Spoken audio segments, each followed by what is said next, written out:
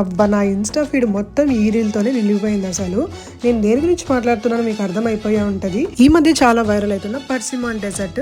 So అది చూసి ఒకసారి నేనే ట్రై చేద్దాము అనిపించింది. అందుకే ఫ్రూట్ అదంతా కట్ చేసేసుకొని చేస్తున్నాను.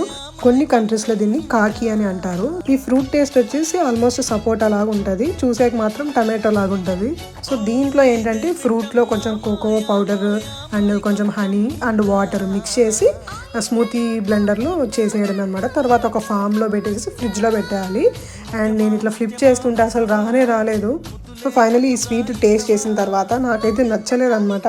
సో మేబీ కోకోవా ఫ్లేవర్ అట్లా నచ్చే వాళ్ళకి నచ్చుతుందేమో, నాకైతే నచ్చలేదు. డైరెక్ట్ ఫ్రూట్ తినడమే బెస్ట్ అనిపించింది. సో షాన్వికి ఎలా అనిపించిందో చూసేయండి.